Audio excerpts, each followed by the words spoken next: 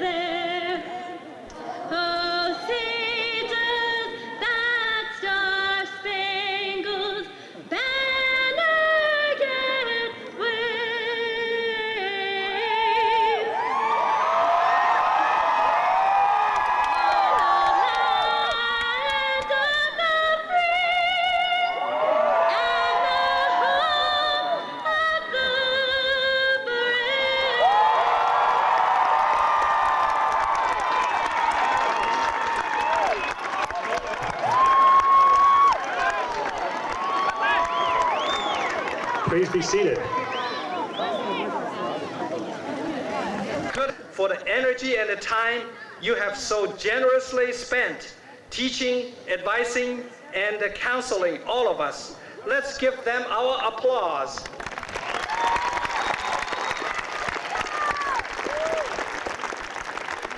On behalf of all of today's graduates, I would like to thank our parents, family members, and friends for all of their sacrifices, support, and encouragement.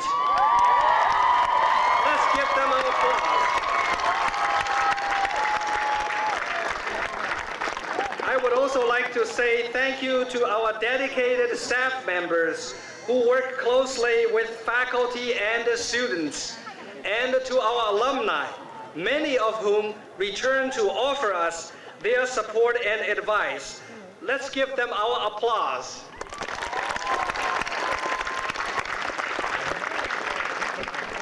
Our dear graduates, today we celebrate the success of many years of hard work and a milestone in your lifetime of achievement.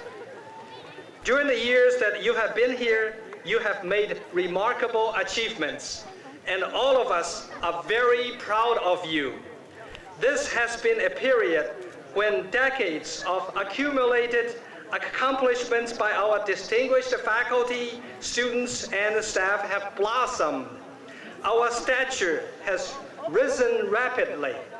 For example, during your sophomore year, UCSB was elected to the prestigious Association of American Universities, which includes 62 top research universities in America and Canada.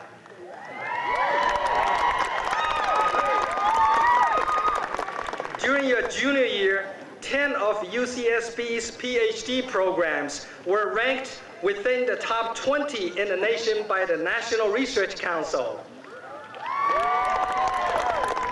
In the same year, UCSB's undergraduate programs were ranked within the top 50 of the 229 best national universities by U.S. News and World Report. Yet, during your senior year now, in a book entitled The Rise of American Research Universities, UCSB is now ranked as the #2 public universities in the nation.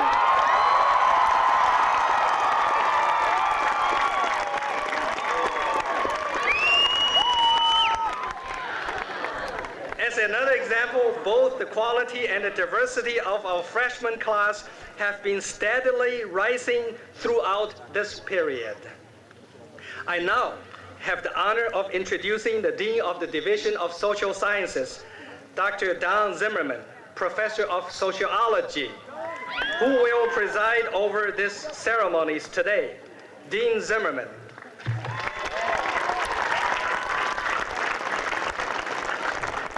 Thank you, Henry. Casey Schneider will now present the senior class gift.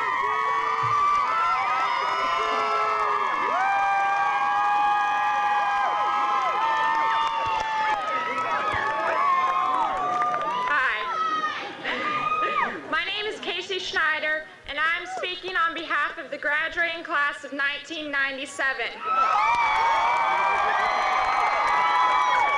We would like to present as our senior class gift to the university an endowed scholarship that will provide financial aid to future UCSB students.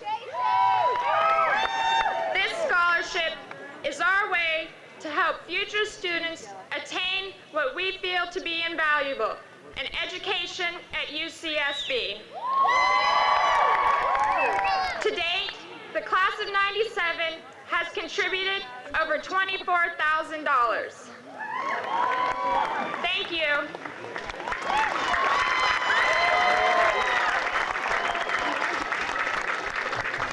Thank you, Casey.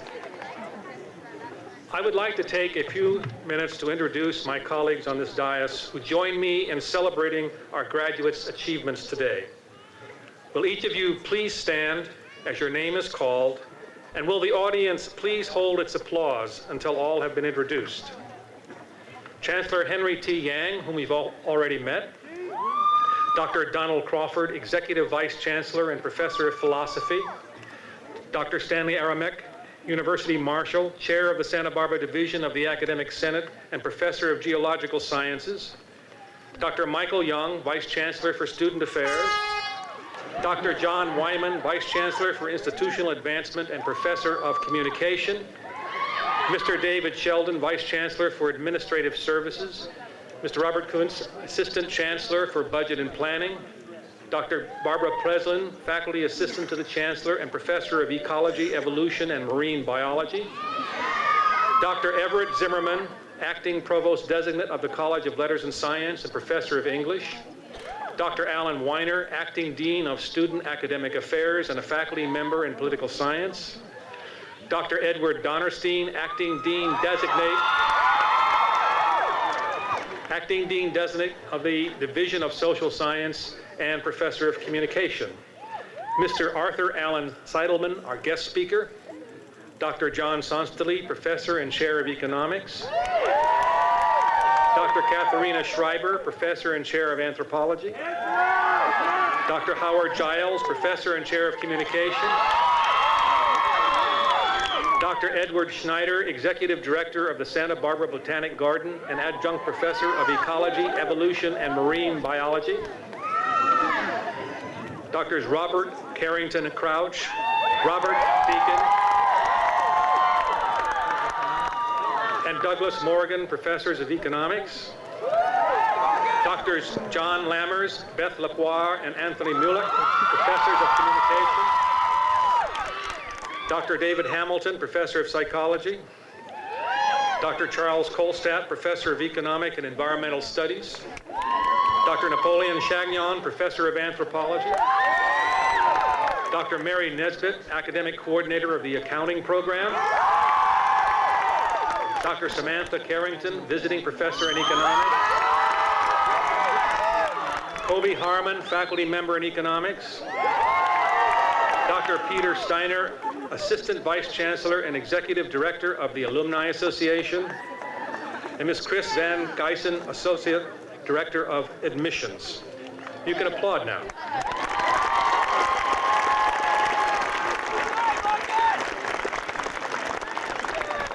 Professors Carrington Crouch, Donnerstein, and Schreiber will assist us today by introducing the graduates. I'm especially pleased to acknowledge and thank the honorary faculty marshals, Howard Giles and Mary Nesbitt, who escorted the class of 1997, as well as the honors student Jennifer Valeta Tarvin, who carried the UCSB banner. On behalf of the College of Letters and Science, it gives me great pleasure to welcome you, your families, and your friends to these commencement exercises. As we celebrate your academic achievement, the first order of business is to extend you my hearty congratulations. Some of you wear a blue and gold braided cord called a fourragère on your left shoulder. It testifies to the highest scholastic achievements in the college. My congratulations to those of you who wear it.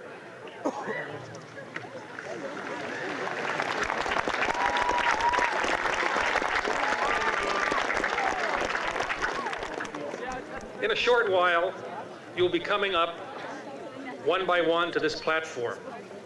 Your name will be called. You will shake the Chancellor's hand.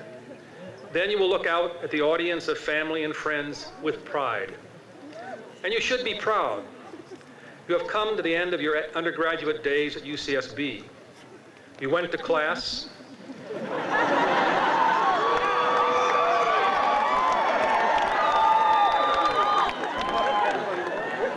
You bore the weight of heavy book bags. You even read some of the books. You napped in the library. And you had exams, lots of exams. You encountered new ideas.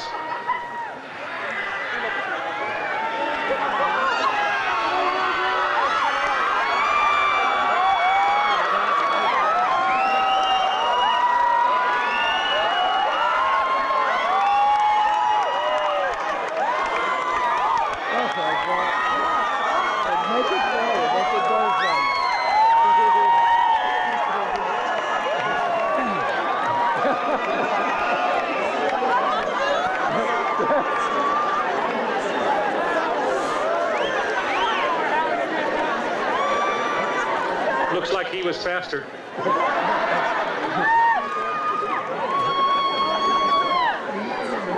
You encountered new ideas.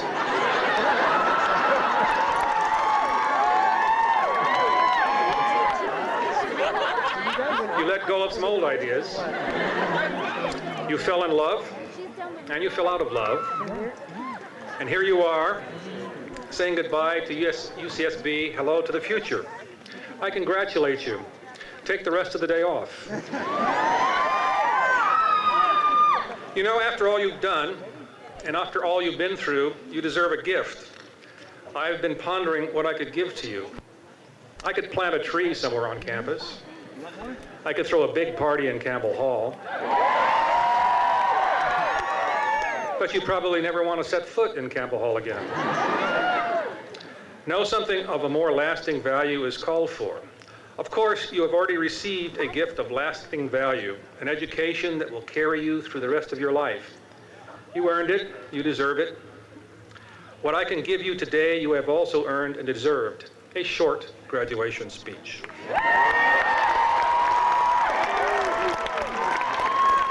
And now it is my distinct honor to introduce Mr. Arthur Allen Seidelman, who will deliver the commencement address. Mr. Seidelman is a distinguished director of film, television, and theater. His list of professional credits is long and attests to his stature in the entertainment field. He has directed more than 20 Broadway and off-Broadway shows and over 30 feature and television films, including the recent Hallmark Hall of Fame productions of Harvest of Fire and The Summer of Ben Tyler. Mr. Seidelman's significant honors include 2 Emmy Awards, the Writers Guild Award, the Grand Prize from the New York Film and Television Festival, the Humanitas Award, the Peabody Award, and many other professional recognitions of excellence. Mr. Seidelman is a UC alumnus, having earned a graduate degree in theater from UCLA. It is a genuine pleasure to present to you Mr. Arthur Allen Seidelman. Arthur?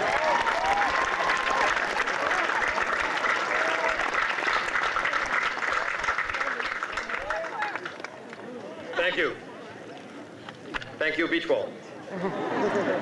Chancellor Yang, Dean Zimmerman, members of the faculty and administration, honored guests, proud but poorer than you were 4 years ago parents, and most of all, those about to be released from this wonderful institution to wander the earth in search of intellectual and spiritual fulfillment, as well as the mortgage payment, the car payment, the insurance payment, and other hallmarks of Western civilization. I was honored by Dean Zimmerman's invitation to be with you today. I admit, however, to being confused at first by the combination of studies encompassed by this assembly of graduates: communication, anthropology, and economics.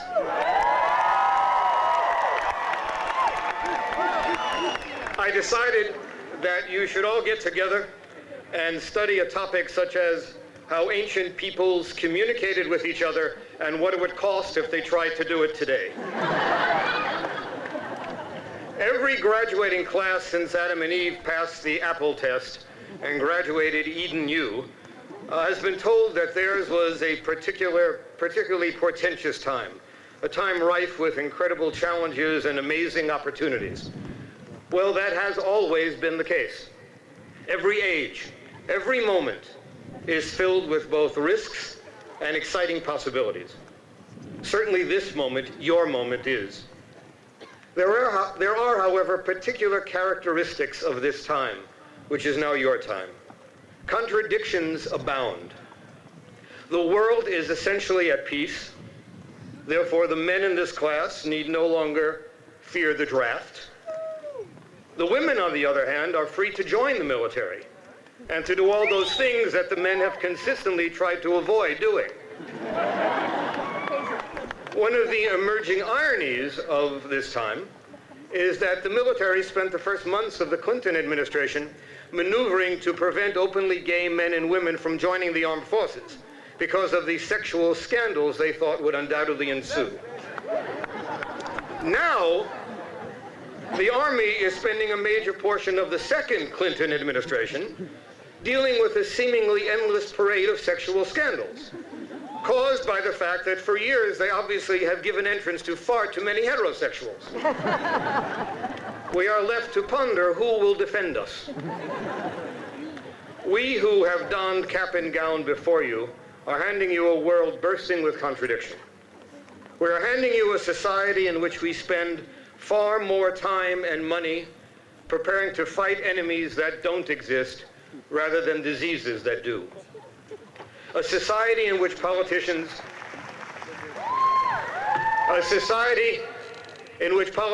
still get our votes by telling us that the answer to crime is more prisons. Well, that's like telling you that you can cure a deadly illness by digging more graves. This is a society in which access to information on the part of any citizen is far greater than anyone could have imagined, except perhaps Nostradamus. The potential benefits of that access to you, who have been trained to utilize it, are enormous. And yet that access to information, to ideas, has given rise to a great challenge, a great threat to the very freedom that allows each of us to utilize the accomplishments of 20th century technology. Freedom is best defined as being aware of choice and having the power to choose. But we've also been taught to respect authority. And it's so much easier to be told what to do, to be told what is right, what is wrong. For centuries, tyrants have risen to power, utilizing the individual's fear of freedom and the individual's lethargy, the reluctance to accept the responsibility that freedom entails. But why have you been in this wonderful institution for all these days? Why have you crammed and memorized and tried to avoid the beach to focus on the book, if not to make choices, to be free? There is a movement afoot in this land which would limit your freedom by limiting your awareness of choice and therefore your power to choose. The soldiers of this movement march with quiet, ominous steps and speak with practiced smiles and highly tooled arguments. And they have won victories. They have placed on our federal law books a bill that literally makes it illegal to perform Romeo and Juliet because the play's sexually active protagonists, not the actors, the characters, are underage. That law is now the law of this land. These forces are positioned to limit, not simply to grade or to label, but to control what you are able to see on television or receive over the internet. They, politicians, so-called religious leaders, have decided that you are not wise enough or moral enough to make these choices for yourself. Wearing the mantle of religion or public office, they believe that they know better than you what you should hear or read or know. They are men and women crippled by fear, and your freedom is a threat to them. They don't think you're capable of or willing to exercise the responsibility of freedom. They are frightened by the First Amendment, by its guarantee of intellectual and creative liberty. Beware of those who know the truth and are prepared to relieve you of the responsibility of figuring it out for yourself, of arriving at your own conclusions.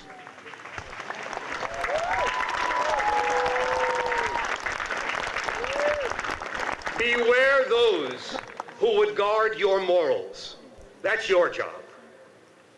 Beware those who speak directly with God and are prepared to save you from having to have those conversations yourself. Beware those to whom the proliferation of information is not a gift, but a threat. I challenge you to answer those who act out of fear with a life based on hope and a positive belief in the human spirit. Accept the responsibility of continuing your education yourself once you have left this university. Become involved. Stay involved. Experience life to its fullest and do it as free men and women. Your education has opened windows and doors. Keep opening them wider. Let no one close them. Let no one protect you from your individuality. Your freedom was not given to you by any government. It was yours from your first breath. Rejoice in it, protect it, and be on guard. But more than that, battle against, fight against anyone, be it friend, minister, or senator, who tells you that they will determine what you may read or watch, and therefore ultimately what you may think.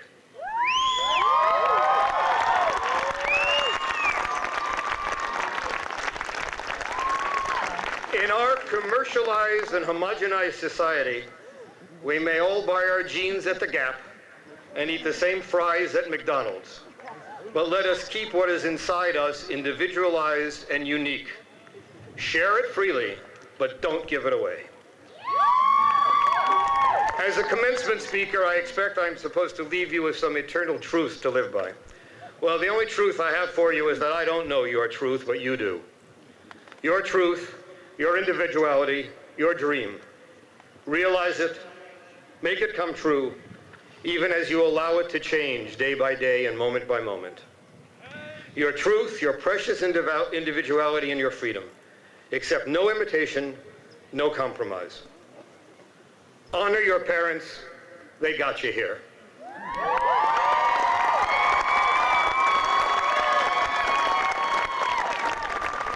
Remember your teachers and carry on their good work. Every possibility is yours. Not only does tomorrow belong to you, but so does today. Congratulations. Godspeed on your journey.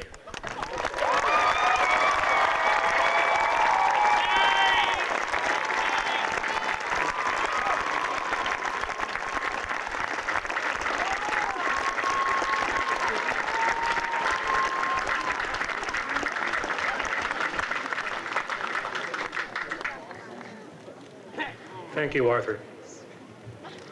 Lynn Ikamori carries the Student Speaker Honors today.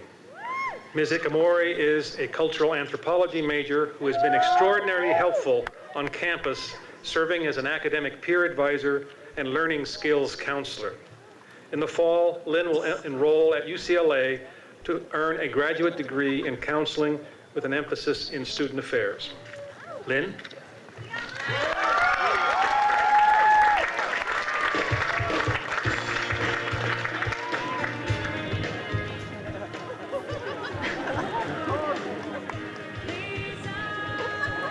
We're supposed to be a little bit louder, but that's all right. These are the days that we will remember. We've worked hard to be where we are today, but we cannot forget the people who have helped us transform into the people that we have become. Now, let's take a moment to go back and reflect on our experiences here at UCSB. Because we have not grown only academically, we have also grown personally. When I arrived at UCSB, I had never shared a room with anyone. Therefore, when I came here, it was an eye-opening experience because many of us lived our first years in a cell-like room with a complete stranger. Some of us were lucky and made a lifelong friend, while others learned what we could and would not live with. As a result of this new living situation, by the end of my freshman year, I learned to appreciate the little things like home. It was heaven. Mom and Dad pampered me, and I always got a home-cooked meal, which was a pleasant change from the dining commons and our version of home-cooked meals, which consisted of macaroni and cheese and top ramen. Not only were the benefits of home greatly appreciated, so were the care packages, the random phone calls, and the cards in the mail. These made all the differences in the world, especially during our first year away from home. Freshman year was a time of excitement, homesickness, new experiences, new friendships, and in some, a new lifestyle. I loved my new life here at UCSB. But after this first year, many of us were ready for apartment living. It definitely had its ups, but don't get me wrong, it also had its downs. We've all seen some of those Isla Vista apartments, and many like myself have had the pleasure of living in them, with mold growing in a variety of areas throughout the house, as well as having an array of malfunctions which occurred that added to life's little surprises. Some were even flooded out with the heavy rains in '94, '95. And I remember classes being canceled that day. And seeing so much rain that we watched people swim and canoe down Trigo. We also cannot forget the earthquakes, because they've rattled us too. It's been an exciting time learning to live on our own at UCSB, because it wraps academics and pleasure into one package. For example, Isla Vista, with its coffee shops and, of course, legendary parties, is our community. It is something we will all miss with its local restaurants, shops, the ocean, and most of all, our friends. We've experienced the random parties on the infamous Del Playa, where we knew absolutely no one, but we went regardless. And we've also seen places like Time Out come and go, just as people in our lives have come.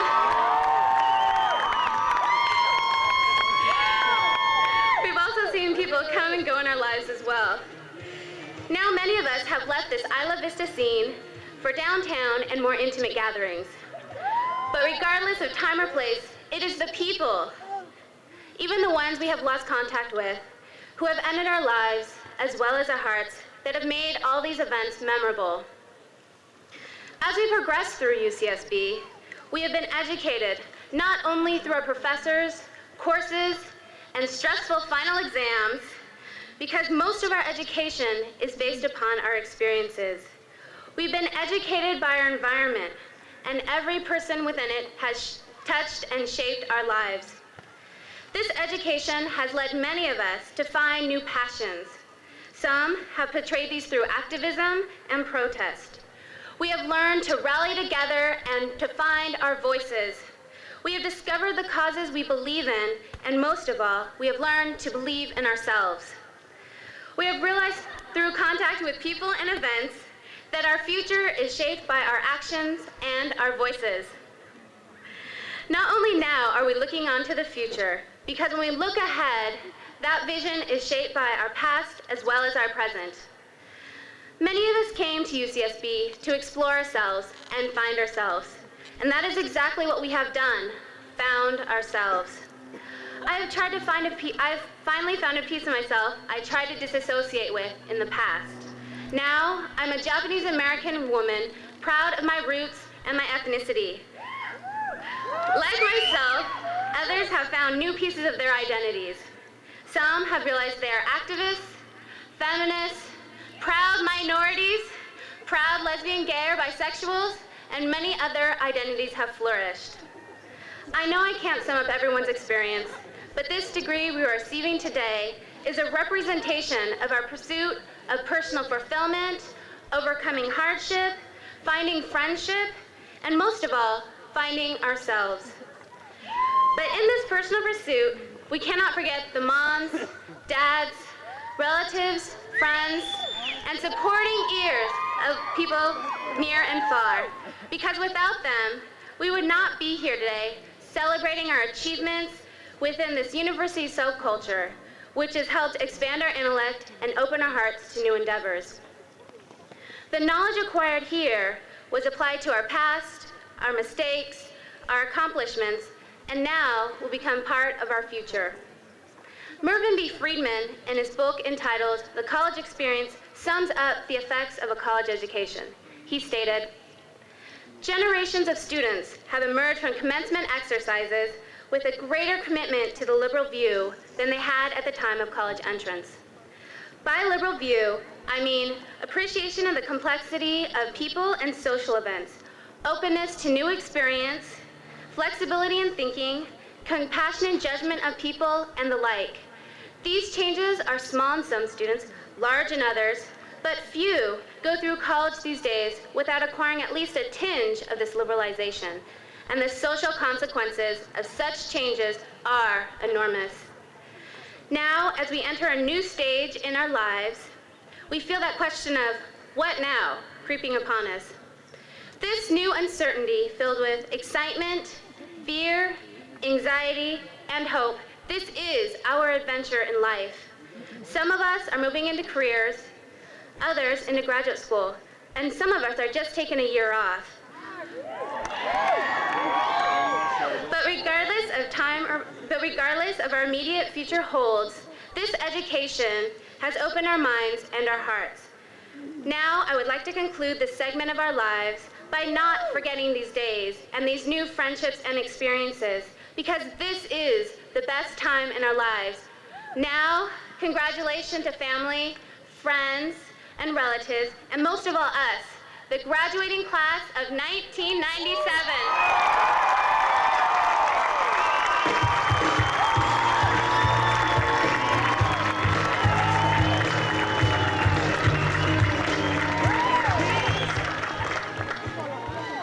Thank you, Lynn. Chancellor Yang will now present the Daniel G. Aldrich Jr. Award. It is with great pride that I present the Daniel G. Aldrich Jr. Outstanding Senior Award. Dr. Aldrich was one of the most loved members of the University of California family. A professor of soils and plant nutrition for 43 years, he was the founding chancellor of the University of California, Irvine. Our campus remembers Dr. Aldrich as our acting chancellor in 1987. As a tribute to Chancellor Aldrich's service and leadership here, the faculty and the members of the community established this award in his memory, to be given to a graduating senior who has made outstanding contributions to the campus. This year, we have co-recipients of this award, one of whom is graduating in this ceremony. The award is presented to Lynn Miley Terue Ikimori, who is graduating this year with her degree in cultural anthropology. Lynn is an outstanding student with a 3.98 grade point average. But she found the time to do many other things. She was co-president and the treasurer of the Golden Key National Honor Society, treasurer of Motor Board, and served as Career Connections coordinator for the UCSB Student Alumni Association. In addition, she served as an academic peer advisor, tutored with the Campus Learning Assistance Center and in the Letters and the Science Honors Program. She was also a student leader in the orientation office. Lynn, please come forward to receive your award and our thanks.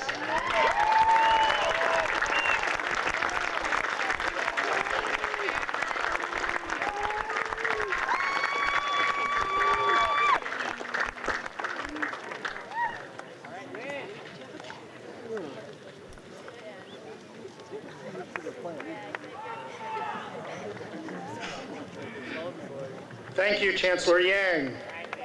Now, the moment that you have been waiting for. Degrees will be conferred by the Chancellor. The degrees conferred by the University of California attest to scholastic achievement and thus represent the fulfillment of the university's primary responsibility. At this ceremony, the College of Letters and Science will confer the degree of Bachelor of Arts.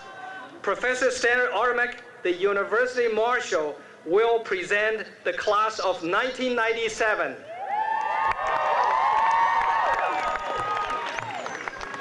Candidates for the degree of Bachelor of Arts, please rise.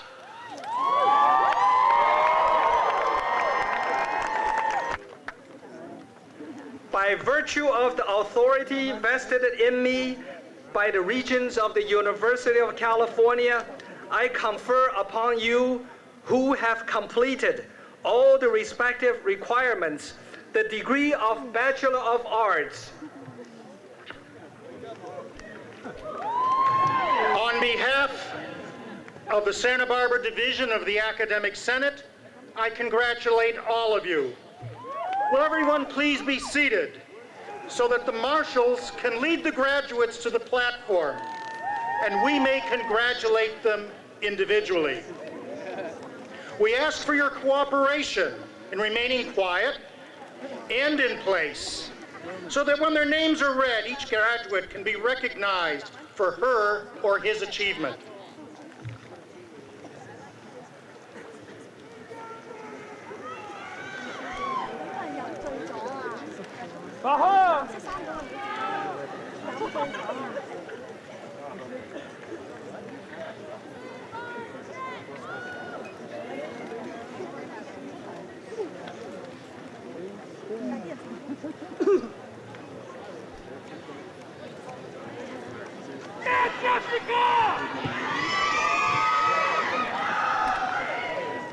Andrew James Scanzio. Jennifer Valletta Tarvin. Andrew Stephen Drake. Courtney Paige Wagner. Denise Marie Cannon. Kimberly Ann Nelson. Jennifer Kate Camel. Bryce Allen Lomanaco. Clay William Kyle. Alexander Grant Sasaki. Richard Ronald Sakian. Becca B.Q. April Lynn Leon. Kirk Eric Powers. Jolette Lucine Costa. Here he is, Robert William Yeo. going up the stairs. Lawrence Robert Carlson. Cecilia Ann Gattas. Damon Merritt Montgomery. Stephen Douglas Wegman. Ron David Grinblatt. Kevin I.K. Huang. Justin Vaughn Lewis. Michael Ernest Dawson. Robert Michael Collins. John Martin Trent. Lenka Patricia Stanza. closest. Jane Benet Coleman. Maria Ioannis Fulvis. Adrian George Jackson. Miles Damian Langham. Christopher Gerald Taylor. Hey, could you take this from me? It's almost time. It only has Walt Rowley. How you doing? Darius Cornell Tondi. On your mortarboard rests on the right, symbolizing your candidacy for the bachelor's degree. Please transfer it to the left to signify you have attained your degree. Congratulations.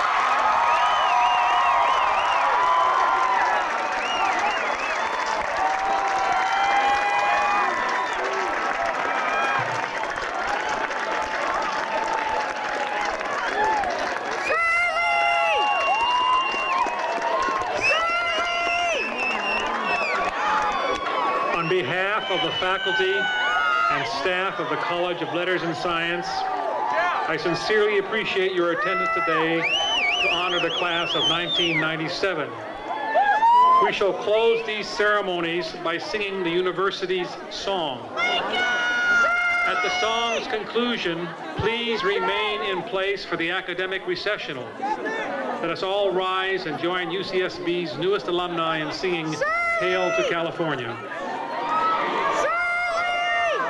Hail to California, alma mater dear. Sing the joyful chorus, sounded far and near. Rounding round